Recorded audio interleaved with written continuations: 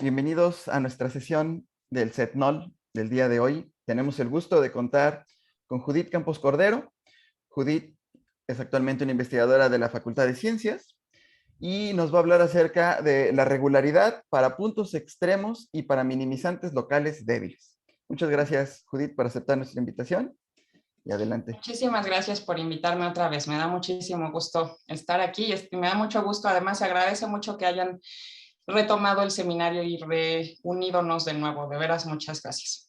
Entonces, pues sí, empezaremos. Voy a platicarles acerca de estos resultados. Para algunos van a ser quizá más o menos familiares, aunque en realidad es una cosa medio distinta. Es un resultado de regularidad para una clase de puntos extremos esencialmente, y bueno, como consecuencia inmediata, dadas las hipótesis que voy a tener, va a ser un resultado de regularidad entonces también para llamados minimizantes locales débiles, que ahorita les contaré un poco exactamente eso qué significa.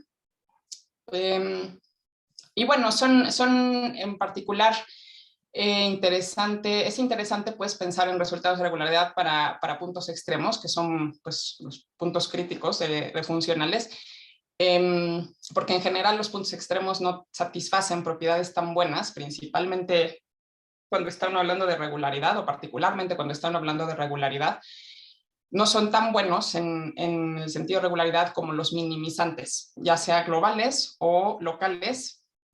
Y cuando hablo de minimizantes locales, pues también hay distintas maneras de minimizar localmente un funcional con distintas topologías, y normalmente las topologías que hacen que los minimizantes locales sean regulares, pues son fuertes, son más fuertes que las que tenemos acá. Entonces, bueno, bajo ciertas condiciones se pueden extender resultados de regularidad para esta clase de funciones.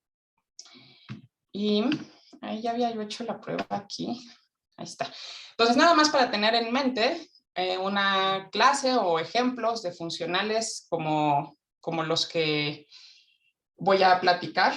Un ejemplo son aquellos funcionales que están motivados en general, por cuestiones de materiales, o sea, no solamente de elasticidad, pero en particular funcionales de energía que modelan la elasticidad o la energía elástica de algunos materiales cuya elasticidad se modela con una cosa como esta, en donde pues hay comportamientos no lineales, bastante no lineales, y además no necesariamente convexos, o no convexos, más bien, no necesariamente convexos está mal dicho, es no convexos, o sea, las energías que los modelan son tal cual no convexas. Entonces, un ejemplo es una cosa como esta, es el funcional de Dirichlet, una cosa como la energía cuadrática, más una función convexa evaluada en el determinante. La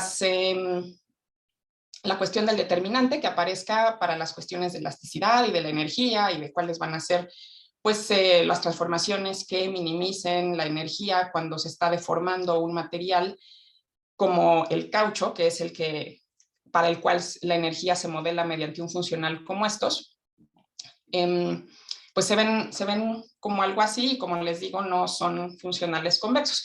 Esta H que aparece aquí en general la piensa, bueno, esta H sí es una función convexa, el determinante no lo es, y por eso ahí se pierde la convexidad. Y vamos a pensar que es cuadrática en una vecindad del cero. Entonces, pensamos en funcionales definidos, pues en general de algún abierto, definidos para funciones U que van de un abierto omega en el espacio, pensémoslo en R3, y que van a R3, que constituyen las deformaciones o las transformaciones del material. Más en general, entonces, vamos a estar pensando en funcionales que se vean como esto, están dados mediante una integral, son funcionales integrales de algún integrando que está evaluado o que depende pues de la posición de la función U, de la transformación, de su derivada. La derivada de U la denoto como gradiente de U, la derivada de U en X es una matriz que es una matriz de M por N. Si la función U está pensada pues de un abierto omega contenido en Rn a Rn, ¿no? Entonces, el funcional se ve de esta forma, lo pensamos definido en una clase de Sobolev con alguna condición de frontera G, por ejemplo, para estos casos. El espacio de Sobolev, en general, pues los resultados para P mayor a 1, menor a infinito, en general se portan bien, pues normalmente lo que uno hace es pensar en el caso cuadrático primero y luego se extiende al caso supercuadrático para P mayor a 2. El caso P menor a 2 suele ser un poco más latoso técnicamente, pero en general se puede pensar para P entre 1 a infinito. Y pues bueno, ese es como el contexto de los funcionales en los que estamos pensando. Una diapositiva que para muchos ha de ser familiar, pero que para otros no, entonces sí me sentí obligada a ponerla, es pensar en de dónde viene esto cuáles fueron los orígenes, pues, de investigar la regularidad, pues, muy formalmente para problemas variacionales y en general para soluciones a ecuaciones parciales. Recae esto históricamente en el 19º problema de Hilbert, que pregunta si las soluciones a problemas variacionales que están dados mediante datos regulares, entonces puede uno pensar, por ejemplo, que la f de mi funcional anterior, de la diapositiva anterior, es muy regular, y la pregunta es si las soluciones siempre son analíticas, o si son regulares, o qué tan regulares son. Fue planteado esto por Hilbert, pensando, ¿no?, teniendo como en mente que pues, los minimizantes de funcionales del test funcional, del funcional de Dirichlet, pues son las funciones armónicas, son regulares. Entonces, la pregunta es un poco qué pasa con otro tipo de funcionales si no son como este, ¿no?, el cuadrático, pero que tengan igual propiedades regulares. Y bueno, la historia que también ya les he contado a varias veces, inicialmente pensando en funciones U que caen en R, pues las primeras respuestas las dieron de Georgi, Nash y Moser independientemente, casi entrando en la década de los 60. Los resultados más generales los dieron dos rusas, Levisenskaya y Uraltseva, en el 68, y la respuesta es básicamente sí, si uno tiene un funcional definido en una clase de funciones U que sean escalares y las condiciones del problema son regulares, entonces las soluciones van a ser regulares también. Entre más regularidad tenga el problema, pues más regularidad podrá uno obtener en las soluciones, y hay condiciones que se imponen. El funcional pues tiene que tener cierto crecimiento normalmente se le impone crecimiento polinomial, aunque no sea en sí mismo un polinomio, pero que esté controlado por un polinomio, que tenga condiciones de elipticidad y demás. Entonces, la respuesta es, en ese caso sí. En el caso en el que uno minimiza funcionales definidos en espacios de funciones vectoriales, pues bueno, se esperaba también en realidad una regularidad positiva, se esperaba que las soluciones también fueran regulares. Resulta que pues no lo son necesariamente, y fue de Georgi el que dio el ejemplo, que vino así como pues a causar turbulencia y a causar tristeza y a causar como que pues hay que entonces entender el problema de regularidad. En este caso, pues para el caso vectorial resulta un problema interesante y un problema pues que no se puede extender fácilmente las técnicas que se aplicaban para el caso escalar, ¿no? Sin embargo, bueno, las técnicas de regularidad en algunos sentidos sí recaen en algunos de los inicios del caso escalar, pero para el caso vectorial definitivamente se necesitan otro tipo de cosas. Lo que ocurre es, por ejemplo, que funciones como esta, ¿no?, de la forma x entre norma de x elevada a alguna exponente, pueden ser minimizantes para funcionales donde el integrando es convexo, donde hay elipticidad en las ecuaciones asociadas, pero pues que no se pueden extender continuamente a toda la bola, ¿no? Si lo piensa uno esto definido en una bola. Este ejemplo de Georgi tiene la peculiaridad de que el funcional en cuestión depende de la función U. O sea, en este caso, por ejemplo, este funcional pues solo depende de la derivada. En el ejemplo que les puse acá, pues en principio puede depender de U. Y el ejemplo de Georgi tiene dependencia de U. Y de algún modo, una pregunta que surgía era si esa dependencia es la que causa parte del problema, ¿no? Y pues en realidad resulta que no. Pero ciertamente la dependencia de U es uno de los retos técnicos que representan estos problemas de regularidad. Eso es por un lado. Por otro lado, pues empieza a buscarse entender bien cómo son estos funcionales, quiénes son sus minimizantes, cómo puede uno demostrar qué es lo que se necesita para que un funcional como estos, que aquí puse únicamente dependiendo de la derivada de U como para que mi definición no me quede tan técnica ahorita. Entonces, pensando en funcionales como estos, que solo dependen de la derivada de U, resulta que la existencia de mínimos o de funciones minimizantes, pues es equivalente esencialmente a, en cierto sentido, pues, a cierto tipo de semicontinuidad inferior del funcional. O sea, si el funcional es semicontinuo inferiormente y uno tiene condiciones en las que puede aplicar el método directo, tomar una sucesión minimizante y demás, existirán mínimos. Y es interesante que pues hay una como equivalencia entre esas dos cosas. Y la semicontinuidad inferior del funcional, como estos, se traduce de hecho, Murray, en principios de la década de los 60, pues descubre, se da cuenta de que esa semicontinuidad inferior es en realidad equivalente a una propiedad del integrando f, entonces de una función definida en un espacio de dimensión finita, ¿no? Y que cae en R, y que es una noción de convexidad. No es convexidad tal cual de f, es una condición estrictamente más general que convexidad, y por ejemplo, pues el determinante es una función que va a ser, o el valor absoluto del determinante, mejor dicho, va a ser una función que si lo pongo acá, pues va a generar un funcional semicontinuo inferiormente, al cual va uno a poder probar existencia de mínimos. La cuasiconvexidad, entonces, ¿no? Si el determinante es una función cuasiconvexa, que no es una función convexa, o el valor absoluto del determinante, perdón, otra vez, y por lo tanto, pues realmente la existencia de los mínimos de funcionales como estos no necesita de la convexidad del integrando f. Pedirle convexidad es pedirle demasiado, por una parte, y por otra parte, pues bueno, esta noción de cuasiconvexidad tampoco es una noción tan alejada de la convexidad. Si es, a ver, las funciones convexas van a ser cuasiconvexas, las funciones cuasiconvexas van a ser en particular convexas en ciertas direcciones del espacio de matrices. Esta F está definida en el espacio de matrices. El resumen es que hay una equivalencia ahí entre una noción más general de convexidad y la existencia de mínimos.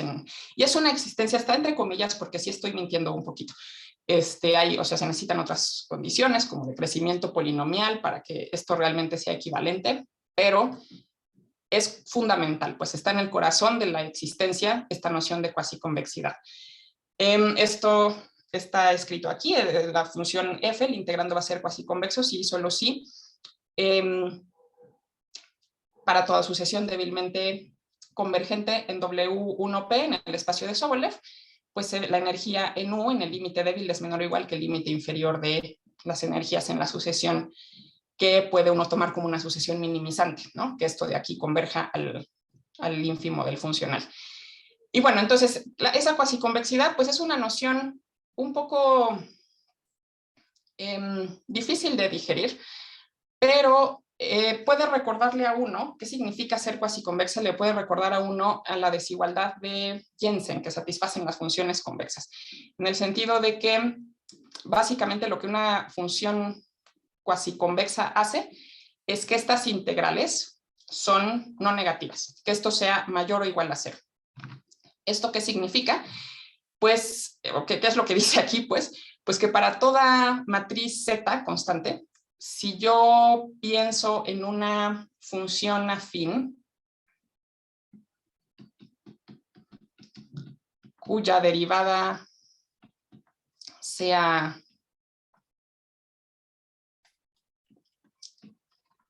Z, ¿no? Que el gradiente sea Z, e impongo esta condición de frontera afín, a un problema de minimización dado por el funcional, dado por esta aplicación de aquí. Entonces, el minimizante va a ser precisamente la función afín. O sea, cuando la condición de frontera es afín, ser cuasi convexa significa que el minimizante es precisamente la función afín, en el sentido de que pues, la energía en la derivada de la A va a ser menor o igual que la energía en la derivada de A más cualquier variación admisible, ¿no? Que tomamos como una función en W1P con condición de frontera cero. Entonces, pues la convexidad es una condición de minimización a su vez, pero insisto, pues está relacionada fuertemente con la convexidad.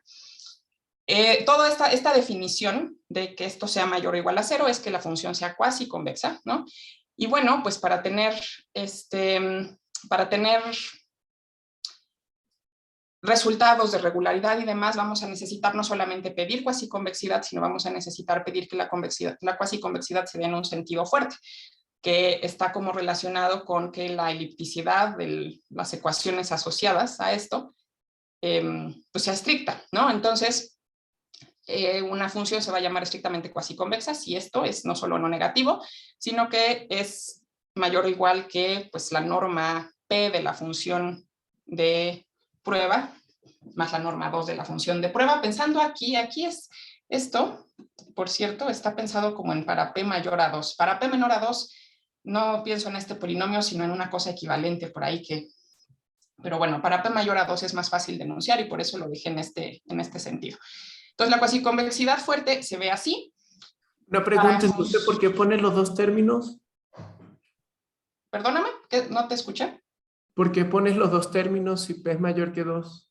Porque... ¿No basta con el P nada más? No, sí necesita uno una especie como de coercitividad cuadrática también para lidiar con lo que está cerca de cero. O sea, como que esto de aquí te controla lo que es pequeñito cuando está uno aplicando las desigualdades variacionales y esto te va a controlar pues cuando estés comparando con... Pero el P es la bola, ¿no? Entonces el gradiente de la P controla el gradiente al cuadrado, ¿no? Sí, pero lo necesitas, o sea, aquí no está la norma explícitamente, ¿no? Sino esto la P y esto al cuadrado. O sea, necesita uno en particular control de este lado y te digo, se encarga esto como del lado chiquito, porque no, ¿cómo te diré? O sea, si pensara yo en esto, ¿no? Pero no es esto lo que tengo, no es la norma tal cual, sino un término cuadrático y un término de orden P. Esto se encarga de lo pequeño y esto se encarga de lo grande. Ok, tiene que ver con esa homogeneidad, ¿no? Que tiene por fuera. Ok. Va, gracias. Ok, entonces, bueno, esta definición es para funcionales como este o para integrandos F que solamente dependen de la matriz, de la derivada. Para funcionales en el que el integrando depende también de los términos de orden inferior, pues la noción de cuasiconvexidad se define en términos de que si uno la congela en puntos x0, u0 para cualesquiera x0 y u0, esto de aquí quede una función cuasiconvexa. Entonces es un poco más técnica la noción, pero finalmente pues es la misma cosa. O sea, nos da igual existencia de minimizantes para cuando está uno en este caso de integrandos con dependencia en x y u. Sin embargo, este caso, o sea, esto es también un poco notable para integrandos como esto, pues fue hasta el 84, o sea, si se toma unos años, ver que la cuasiconvexidad en este sentido es equivalente también a que el funcional sea débilmente semicontinuo inferiormente. Entonces, bueno, tiene uno eso, tiene uno, quiero pues aquí hablar de resultados clásicos que existen para pues, soluciones a ecuaciones, a problemas variacionales asociados, cuando el problema variacional asociado es cuadrático, estrictamente cuadrático, estilo el funcional de Dirichlet, pero pues no como el funcional de Dirichlet, sino quizá definido mediante una forma cuadrática como estas, donde A es una matriz actuando sobre las matrices derivadas. Y pues resulta que si un funcional está dado mediante esta integral, donde la matriz A satisface la condición de elipticidad de Legendre-Hadamard, que está dada en estos términos, de que en matrices de rango 1, como estas, tiene 1 convexidad. Eso es lo que esto significa. Pues entonces resulta que para matrices como esta y funcionales inducidos respectivamente de esta manera, el funcional va a tener un único minimizante, en algún espacio, lo puse aquí en W12G, en el espacio de Sobolev. Para este funcional va a haber un único minimizante, o sea, el minimizante existe, es único, y al igual que con el problema de Dirichlet, el funcional de Dirichlet, perdón, el minimizante va a ser de clase C infinito. Entonces, los minimizantes de funcionales como estos, aún en el caso vectorial, sí resultan ser regulares, sí tienen una regularidad, si el funcional se parece en este sentido al de Dirichlet, en términos de una forma cuadrática. Judith, una preguntota, Judith.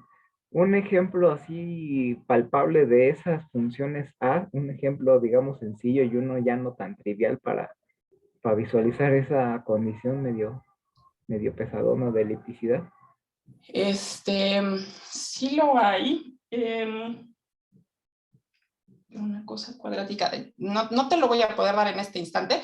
Te lo doy igual y al final si me das un minutito para buscarlo.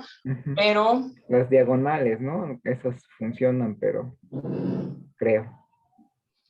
Tengo que pensarlo. No quiero decir algo que esté posiblemente equivocado. Posiblemente sí. O sea, a ver. Cualquier cosa, cualquier matriz que sea... que te induzca una cosa estrictamente convexa acá, ¿no? Si A es la identidad, pues definitivamente satisfaces esta condición. O sea, la identidad te da el funcional de Dirichlet, la matriz A, identidad te da el funcional de Dirichlet y esa satisface la condición de Legendre-Hadamard, seguro. Quisiera yo darte algo un poco más interesante que eso, pero la identidad lo satisface. Ok, va. Y sí, las cosas diagonales también, seguro, por supuesto que sí. Una cosa diagonal también. Y cuando M es igual a N, ¿se le pide alguna especie de simetría a la matriz A o nada de ese estilo?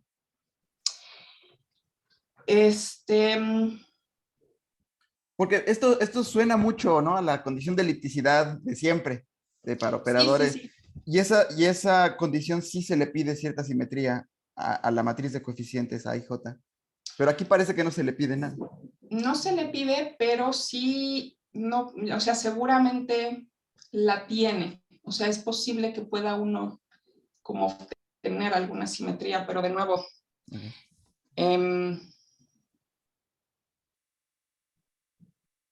sí, posiblemente, o sea, sí. Quizá está escondida dentro de esta condición. Sí. Ok. O sea, puede que esté escondida ahí en el producto tensorial ese, ¿no? Porque es eta, como que los estás cambiando, ¿no?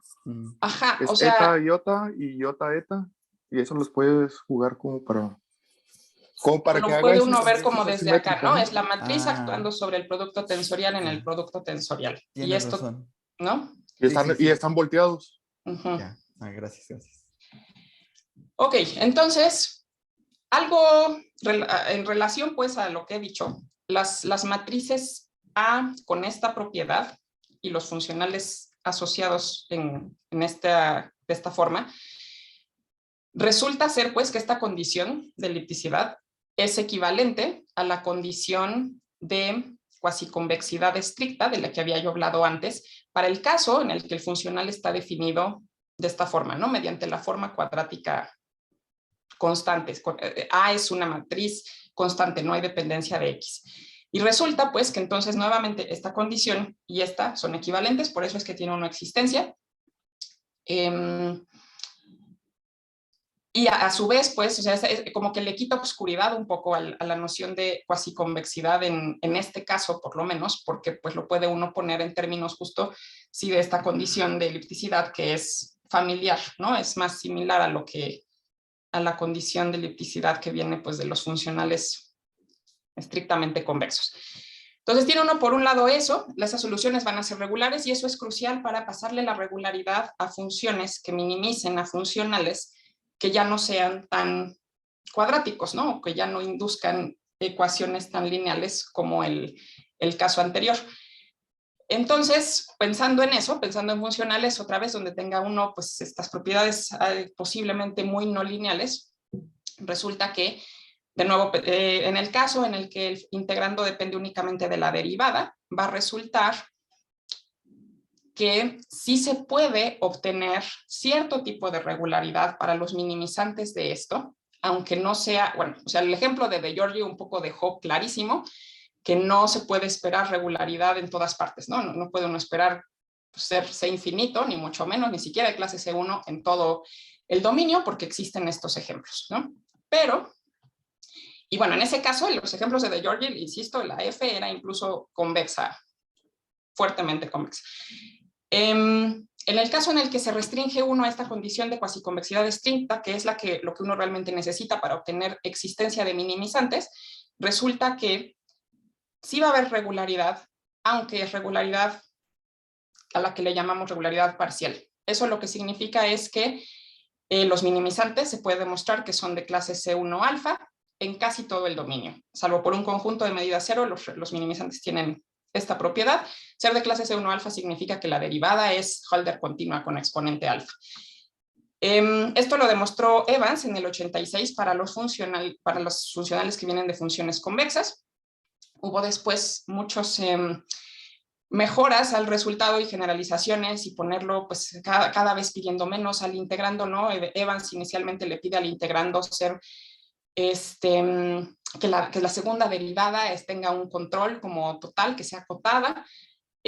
Acherby y Fusco, Evans y Gariepi mismo, Evans mismo y Gariepi, Fusco y Hutchinson, la Quinta y Modica, todas estas personas en los décadas de los 80, rumbo a finales de la década de los 80, demuestran versiones más generales del resultado. Esencialmente lo que tiene uno es que los minimizantes entonces son regulares casi en todas partes y no puede uno aspirar a más, ¿no? Entonces, eso es cierto para minimizantes globales del funcional. La pregunta después es, bueno, ¿qué pasa, no? Si estamos pensando en funcionales que no sean, que no vengan de integrandos convexos, ¿no? Puede uno tener cosas, pues, no convexas. Puede uno tener, por lo tanto, minimizantes locales. Y con minimizantes locales se puede uno referir a varias cosas.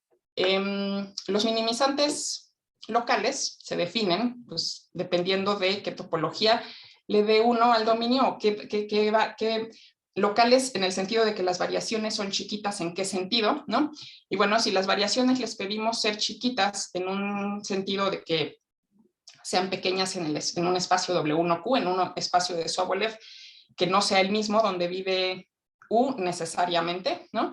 Entonces, a esas funciones U, para las cuales la energía sea menor o igual en U, que en cualquier U más phi, donde U más phi caiga de nuevo, o sea, que tenga sentido evaluarla en el funcional, pues a eso se les llama minimizantes locales, W1Q locales.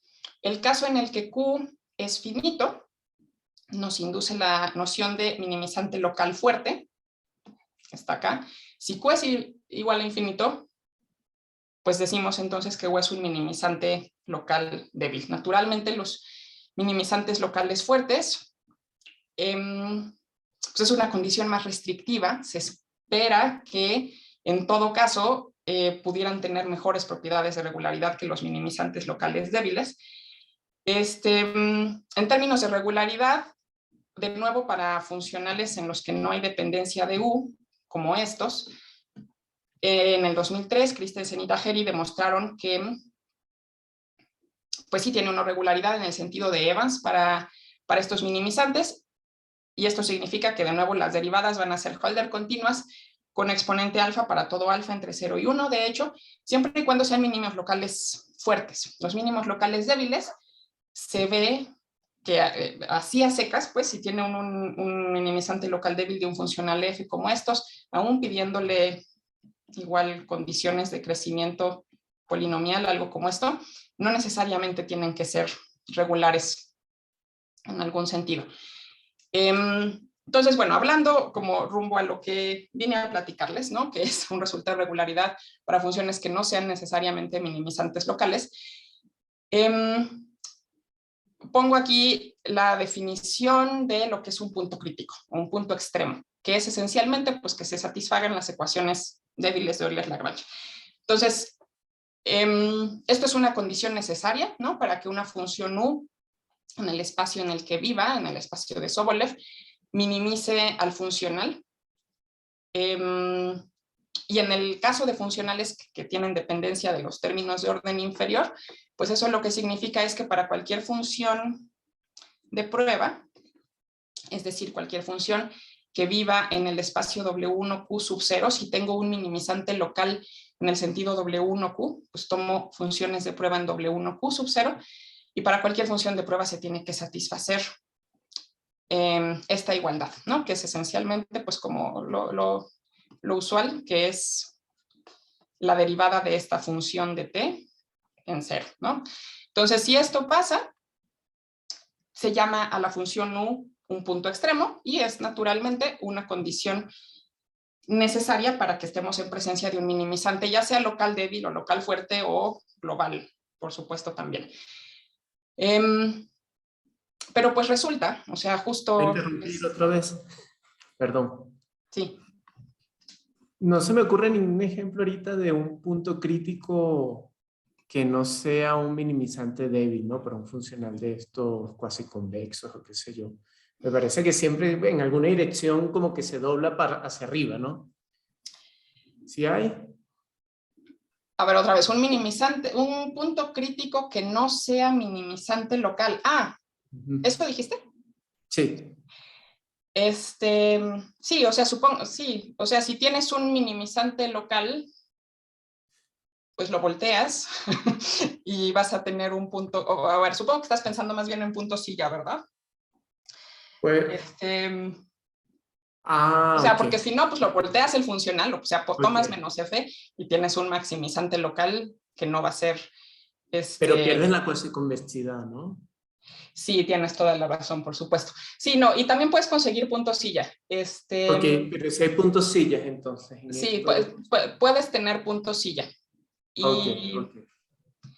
y en este artículo de estas personas, eso debe ser el ejemplo, porque ellos lo que demuestran en 2003 es que los puntos críticos de funcionales pueden ser diferenciables en ninguna parte. Eso lo que significa es que, pues en particular, no son regulares, salvo por un conjunto nulo, ¿no?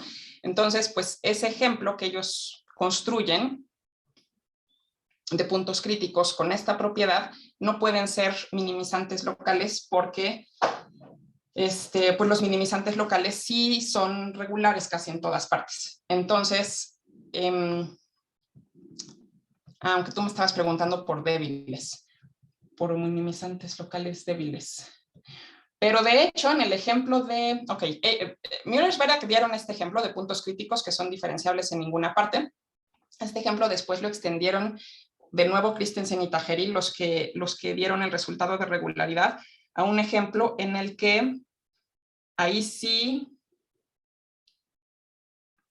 con certeza, o sea, por cómo es el funcional, que básicamente es que cómo es el funcional en los puntos críticos, las hipótesis que tienen que ver con la segunda variación del funcional y necesariamente implican sus hipótesis que ese punto crítico no es un minimizante local débil. Entonces, más bien te voy a referir a ese artículo, al de Christensen y Tajeri. Ahí hay un ejemplo de puntos críticos que no son minimizantes locales débiles. Yo creo que igual esta diapositiva responde mi pregunta. Gracias. Ok. Disculpa. Bueno, entonces, pues los puntos críticos pueden ser altamente no regulares. Tiene uno esta ejemplo que no fue para nada una trivialidad, ni mucho menos. Entonces tiene uno esa situación. Los puntos críticos no son tan buenos, nunca, en general, pues, como las funciones que son, de hecho, minimizantes locales. ¿qué más hay acerca de los minimizantes locales? Una pregunta, ¿no?, que uno se puede hacer y que es razonable si uno piensa en, ok, pues sí, en principio pueden existir, pero puede uno preguntarse, de hecho, si de veras existirán funcionales y minimizantes locales de esos funcionales que no sean minimizantes globales, ¿no? O sea, que realmente sean como una cosa como esta, en la que la propiedad de minimalidad local, la energía igual se puede disminuir en algún otro lado.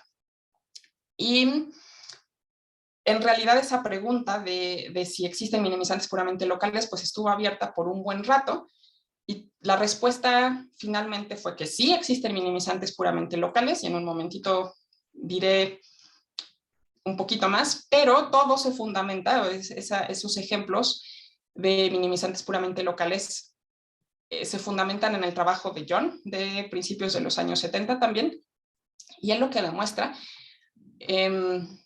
aunque me parece que el argumento no es como tan riguroso, pero la idea intuitiva definitivamente fue sí como muy brillante y está ahí.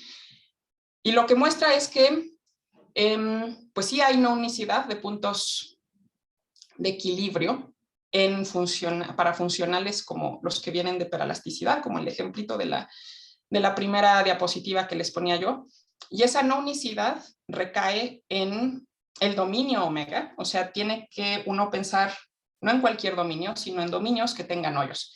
Entonces, en un dominio como este, un anillo, él construye un ejemplo de un funcional en el que no hay unicidad de puntos de equilibrio. La respuesta... Oye, perdón. Yo también, igual que... ¿eso de que no tengan hoyos es hoyo así de simétrico o puede ser con topología bien rara? Puede ser con topología bien rara. No es algo que yo he tenido tiempo y realmente quisiera yo ponerme a leer como con mucho cuidado, pero sí, pues, no tienen que ser hoyos tan simétricos hasta donde he entendido y hasta donde he leído. O sea, el resultado como más, ya en términos de minimizantes locales, lo dio Tajeri bastante después, y él hace este artículo en donde habla, y sí, no, definitivamente no, ahí habla de estas propiedades invariantes topológicas, y dependiendo de la cantidad de hoyos que tenga el dominio, vas a tener número de minimizantes locales fuertes. Entonces, entre más hoyos, hay más minimizantes locales, y tiene que ver con el número de hoyos, no con la simetría tal cual. Sí, con la topología de... Ajá. Ya, va. Gracias, ya voy comprendiendo ahí. Ok, tal vez tú deberías un día explicarme. Este artículo pues sí tiene como mucho de topología que yo creo que sí estaría muy bonito leer con mucho cuidado alguna vez. Pero bueno, él demuestra esto, y también demuestra, él un poquito antes, que de hecho cuando el dominio es estrellado, los minimizantes locales fuertes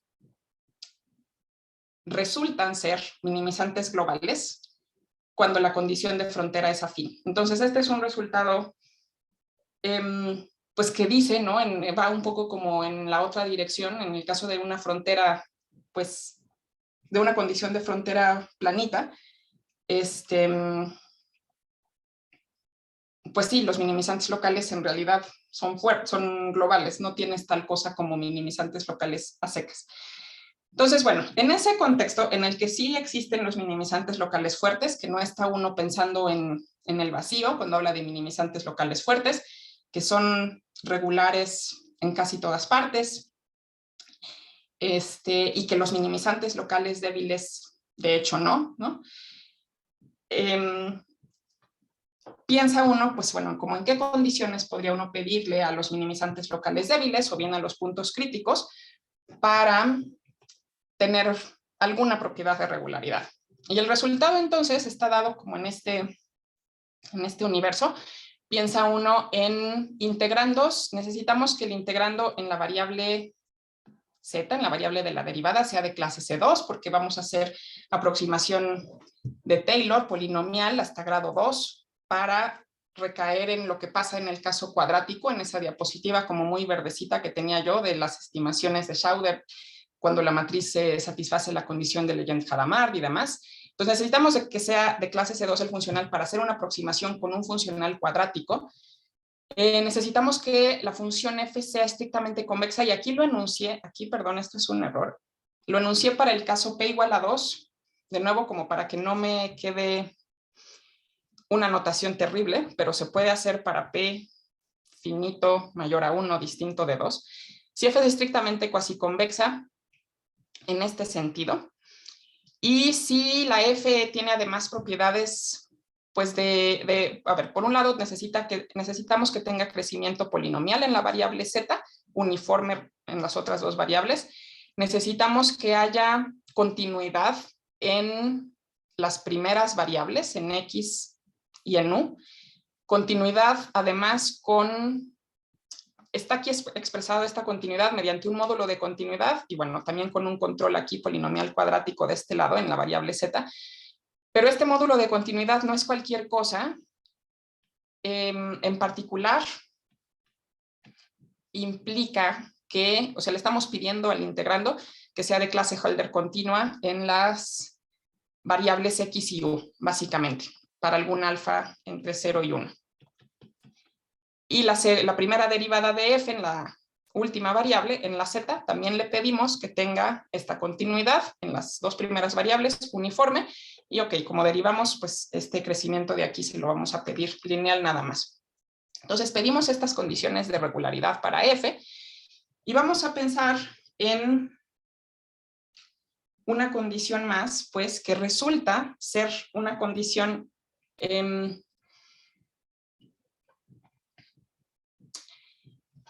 esencialmente es una condición que viene de una condición necesaria para los minimizantes locales, locales débiles, locales fuertes y globales también, que es que la segunda variación sea estrictamente positiva. Entonces, bueno, no, perdón. La condición necesaria para un minimizante local es que la segunda variación sea no negativa, ¿no? Si U es un minimizante local o global, esta segunda derivada de esta función de RNR pues va a ser no negativa, de nuevo porque U es un minimizante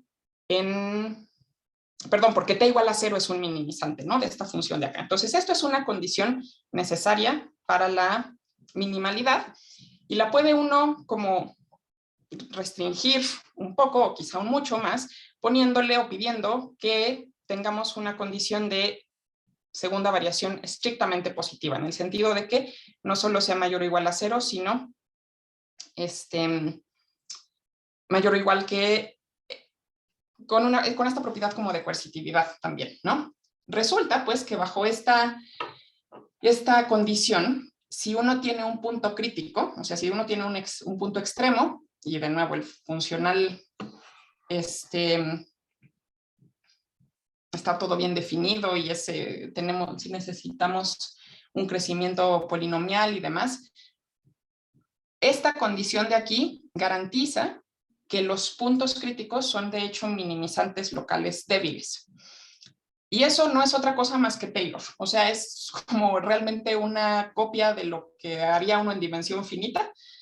Si la segunda derivada tiene esta propiedad, que en dimensión finita se tiene, pues entonces el punto crítico es un minimizante local débil. Por una parte tiene uno eso. Por otro lado, el resultado que surge entonces, como pensando en buscar condiciones que garanticen regularidad para puntos críticos o para minimizantes locales débiles, que bajo la hipótesis de segunda variación estrictamente positiva, pues vienen siendo lo mismo, es el siguiente. Entonces, necesitamos un dominio, perdón, esto no es cierto, no necesitamos para esto que sea de clase C1 alfa, porque solamente voy a hablar de regularidad interior, en el interior de omega. Si tiene uno un dominio en Rn y tiene uno un integrando f, de nuevo depende de x, de u y de la derivada de u, que satisface las condiciones que ponía yo antes. que son el crecimiento polinomial, la continuidad en las primeras variables, la cuasiconvexidad fuerte, que sea de clase C2 en la última variable. Resulta entonces que si uno parte de un punto extremo del funcional, que sea localmente Lipschitz, esto lo que significa es que es localmente Lipschitz o que está en W1 infinito log y que está en el espacio W1 P sub G. Aquí la P es la que está asociada al crecimiento del integrando F. Y aquí puse P mayor o igual a 2 porque ese es el caso que he escrito, pero para P menor a 2 estoy segura de que también se puede hacer. Resulta que pues un punto extremo de F, que sea así localmente Lipschitz, W1 P sub G, para el que la segunda variación sea estrictamente positiva, y para el que tenga una condición, que es una condición pues fuertecita de alguna manera, que nos pide que la derivada de U no oscile demasiado de sus valores promedio. Aquí la notación que uso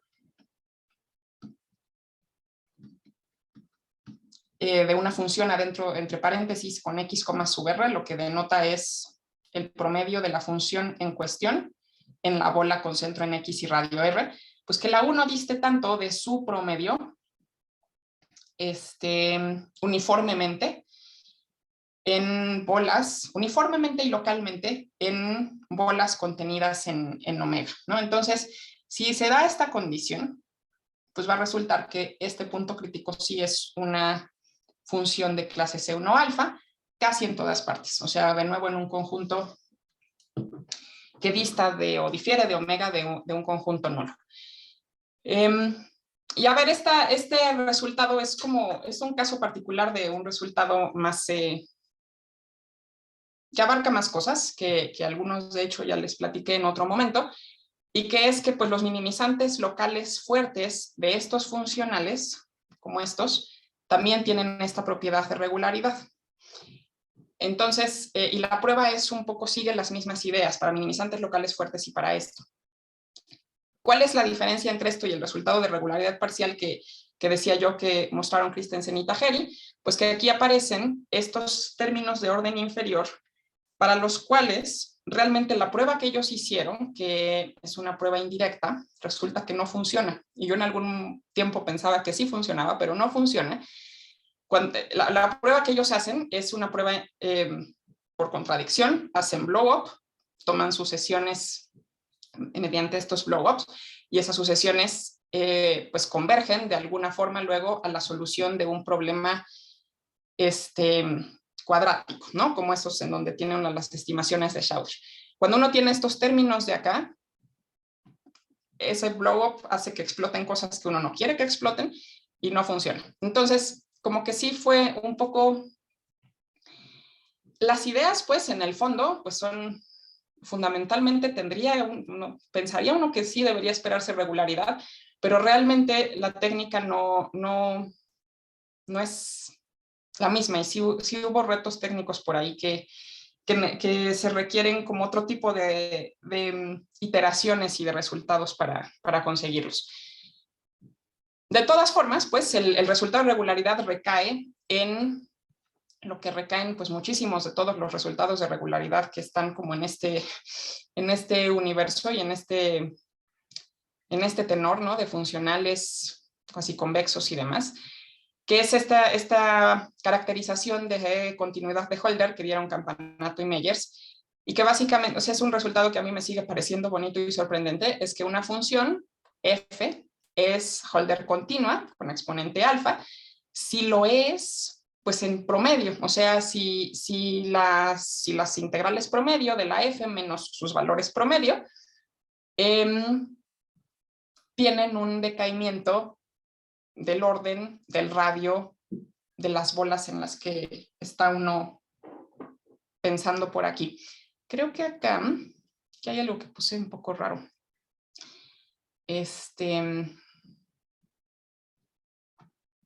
Sí, esto quítenlo de aquí. Pero bueno, esencialmente la continuidad de Hölder se puede caracterizar de manera promedio, de manera integral, y eso permite pues entonces buscar continuidad en términos de las estimaciones integrales que uno tiene en un problema de minimización. Para este caso particular de los puntos críticos, el resultado recae principalmente en que, bajo las hipótesis en las que estoy, que tengo un punto extremo localmente Lipschitz, en el que la segunda variación es estrictamente positiva. De hecho, yo les había dicho que con Taylor se puede probar que ese punto, de hecho, es un minimizante local débil. Pero resulta que es más que eso, no solo es un minimizante local débil, sino que también es un minimizante, o sea, estas cantidades de aquí, comparaciones entre las energías van a ser mayores o iguales a cero, y de hecho, en un sentido estricto, mayores o iguales que esta norma cuadrada de la derivada de las variaciones, para variaciones en las que sus oscilaciones medias sean pequeñitas. Esto lo que significa, o sea, para una función f, su seminorma en el espacio de las funciones de oscilación media acotada, bounded mean oscillation en inglés, lo que representa es también como tomar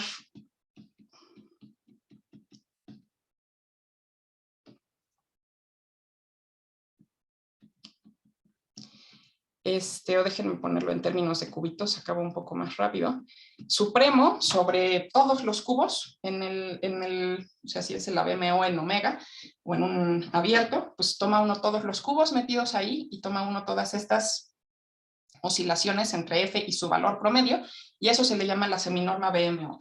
Cuando esa seminorma es chiquita, puede uno, con pues, propiedades que existen para el espacio de las funciones de oscilación media acotada, mostrar que de hecho se tiene esta minimalidad. Y eso es una ganancia respecto a tener que la función no es un minimizante local débil. ¿Por qué es una ganancia? Porque de hecho tiene uno para el espacio BMO estimaciones de solución. A ver, ahorita, ¿cómo les? Bueno, ahorita llego para allá, pero tiene uno mejores estimaciones para las funciones en BMO que si están en W1 infinito a secas. Entonces, bueno, la estructura de la prueba es técnica. Voy a decir nada más un par de cosas.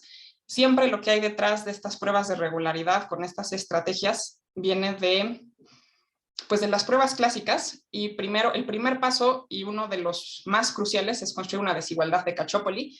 Eso lo que significa es que usando la minimalidad y la cuasiconvexidad fuerte, y por eso es que necesito aquí, como hablaba yo de que necesito un término cuadrático en la cuasiconvexidad fuerte, se puede pues probar que la derivada de U, el valor promedio en alguna bolita de radio Z por R de la derivada de U menos una constante, esta constante viene como aquí de la derivada de una transformación afín, está acotada por una constante teta, que por supuesto no depende de U, ni de X0, ni de R, que X0 es un punto en el que estamos como localizándonos para ver la regularidad por ahí. Entonces esta es una constante menor estricto que 1, por el mismo término de acá, más un término en el que no está la derivada de U, sino U misma, ¿no? Que es una función mejor que la derivada de U. Más otros términos que no dan mucha lata, salvo porque sí pueden darla, pero bueno, que son términos de orden inferior. Tiene uno la desigualdad de Cacciopoli así. El término que da lata, en realidad, es este. Cuando uno está en el caso de minimizantes globales, este término lo que ocurre es que se puede iterar, de tal forma que uno obtiene algo de la forma teta a la k, que se va a cero, que desaparece, y que le da a uno que la derivada está controlada por la función misma. Es una especie de desigualdad de Poincaré invertida, y la regularidad se deriva de ahí esencialmente. Pero aquí, como tiene uno este teta, no puede uno hacer eso. En el caso de minimizantes locales, este teta no hay manera de hacerlo desaparecer. Y entonces, en este caso, pues en el que aparecen los términos de orden inferior, la manera de hacerlo desaparecer es mediante un teorema que se llama lema de Jering, que lo que dice es que si uno tiene una función o funciones G y F con esta propiedad, que básicamente tiene uno a la G con alguna norma P, digamos, controlada por una cosa del estilo de teta por la misma G a la P, más algo en donde el exponente aquí, ¿no? Esto de aquí es 1, entonces es estrictamente menor. Estamos pensando aquí que P es mayor a 1, es estrictamente menor que esto. Entonces esto de aquí, y bueno, aquí aparece la P, pero afuera de la integral, ¿no? Entonces es como tener la norma P de la G menor o igual que una constante teta por la norma P de G más la norma 1 de G, que es una especie de desigualdad. Y ok, aquí hay una F que no molesta. Es una especie de desigualdad invertida de Holder, ¿no? Normalmente uno puede controlar a la norma 1 con la norma P. Aquí la controla uno o sea, si tiene uno esta condición en la que está controlando esto de esta manera, pues resulta que puede uno mejorar esta desigualdad para un exponente más grande. Es decir, en vez de tener aquí P y 1, puede uno tener un Q estrictamente mayor a P y obtener esta desigualdad en el que controla uno la norma Q mayor a P con la norma P de la función. Y entonces, pues obtiene uno una desigualdad de Holder invertida. Para una norma Q1, controla uno con la norma 2. Aquí interviene, por supuesto, bueno, no por supuesto, pero intervienen la desigualdad de Sobolev para lidiar con este término. Este término se controla con la desigualdad de Sobolev y entonces eso nos da un exponente mejor que el cuadrático. Y tiene uno esta desigualdad de Holder invertida que permite estimar o pasarle, transferirle las buenas propiedades que tengan los minimizantes del funcional dado por el segundo polinomio de Taylor de F, que está dado así, al minimizante del funcional F. Entonces, construye uno el segundo polinomio de Taylor para X0 y U0 fijas, segundo polinomio acá, piensa uno en los minimizantes de esto y resulta que si H es un minimizante de ese funcional cuadrático dado por el segundo polinomio de Taylor, pues esta H es como las de, o resulta pues que es un minimizante de un funcional en el que se cumple la condición de Legendre-Hadamard. H va a ser entonces muy suavecita y le vamos a transferir a U las propiedades de H de regularidad, pues con un montón de estimaciones que ya no sé si tiene mucho caso que me ponga yo aquí a contarles mucho, pero algo importante pues es que la función U menos H, o sea, toma uno H que minimice, pensando en U como condición de frontera en una bolita,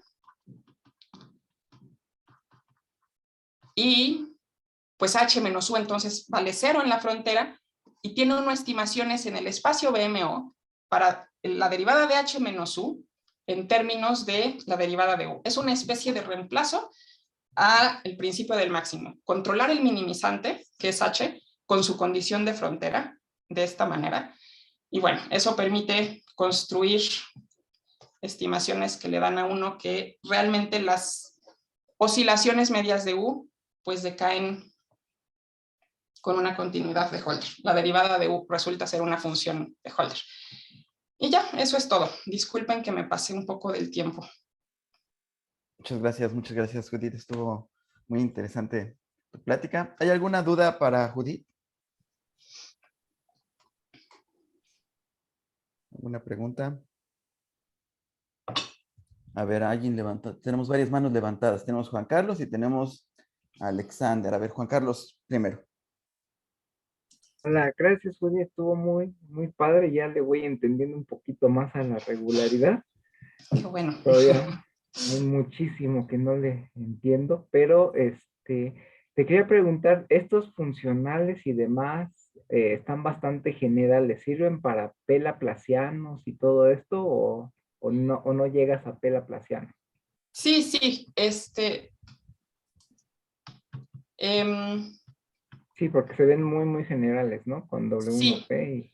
O sea, aquí sí no omití nada. Realmente, sí. O sea, lo que necesitas es que tengan, o sea, algo muy importante es que tengan crecimiento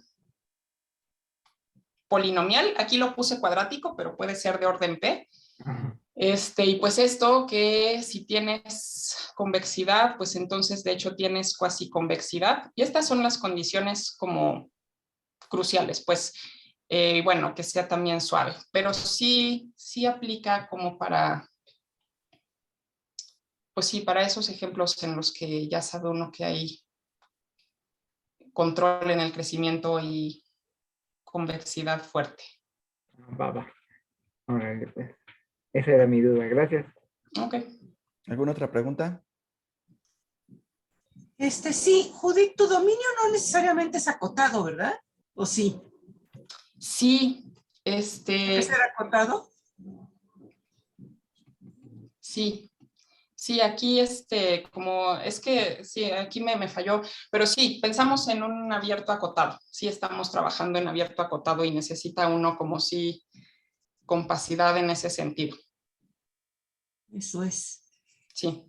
¿Y para dominios no acotados se tienen algunos resultados de este tipo o no? Realmente creo que no. Uh-huh. Realmente creo que no. Y yo creo, es que ahí como que fallan cosas de compacidad, ¿no? Creo que Sí, chance y tus desigualdades esas de Poincaré y cosas así, ¿no? sí, exacto, como que si no, sí, o sea, todo eso se necesita muy fuertemente. Y si no lo tienes, pues no lo puedes aplicar. Ahora sí, o sea, como fundamentalmente, si se necesitará de veras, como si no se puede dar la vuelta de alguna manera, localizando o algo así, eso no lo sé, pero hasta donde sé, realmente no creo que haya resultados para dominios no acotados. Sí, Me parece que el resultado es como de regularidad interior, ¿no? Entonces, quizás lo que sea acotado o no acotado no es tan... O sea, tu estimado de Morrey es de la bola de radio 1 a la bola de radio medio, de la bola de radio R a la bola de radio R medios, ¿no? Entonces ahí Sí, creo que no es crucial que sea acotado en verdad. sí, porque en realidad lo estás aplicando solamente, estás aplicando estas cosas. Sí, tienes razón. Estás aplicando las desigualdades de Sobolev y todo esto siempre como localizando, o sea, te fijas. Sin embargo,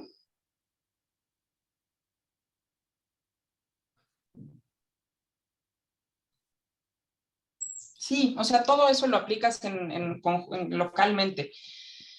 Entonces, no, realmente no lo estás.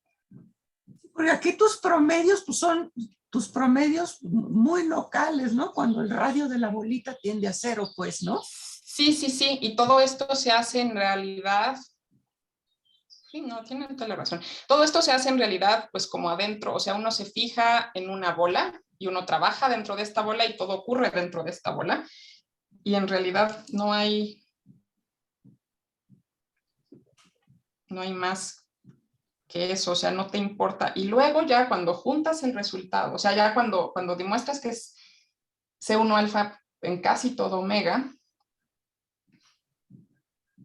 pero pues no, o sea, te fijas en el conjunto en el que puedes como hacer las estimaciones y ya.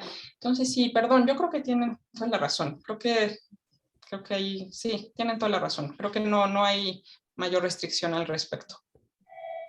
Quizás se usa para la parte de existencia.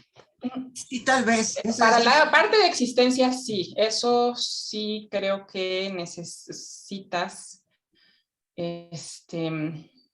Compacidad. sí. Sí. ¿Alguna otra duda? Y una vez que sabes que existe, digamos, estoy pensando en dominios no acotados, ¿puedes decir algo acerca de cómo decaen al infinito? ¿Tienes alguna información al respecto? No, ¿Has pensado en eso? No he pensado en eso. Y si te soy franca, tampoco me suena algo al respecto, que exista como pero se me hace, de nuevo quiero decir que difícilmente existiría, porque, o sea, como como que sería, a ver, no se tiene ningún tipo de caracterización de cómo son las singularidades, por ejemplo, que puede haber cuando habla uno de regular casi en todas partes, no se tiene ninguna idea de. Entonces, eso como de cómo pueda ir decayendo y cómo pueda, no me queda claro que haya algo al respecto. Pero es una Esas singularidades que pueden explotar y hacer cosas muy feas, lo imagino, ¿no? Sí, sí, sí. Sí. En fin, bueno, pues estuvo linda tu charla como siempre, Judith. Muchas gracias. Muchas gracias por la invitación y por la asistencia y todo. Héctor también tiene una pregunta. Ay, perdón. No. Bueno, si necesito... Si no, nos despedimos y después yo le pregunto a Judith igual. Igual ya se pasó la hora. Pues nos podemos despedir para cerrar la grabación del video, pero nos quedamos aquí los que se quieran quedar y tengan tiempo. Y si Judith tiene tiempo para contestar más preguntas. Bueno, entonces aquí detengo el video. Muchas gracias, Judith, por tu plática, muy bonita. Gracias.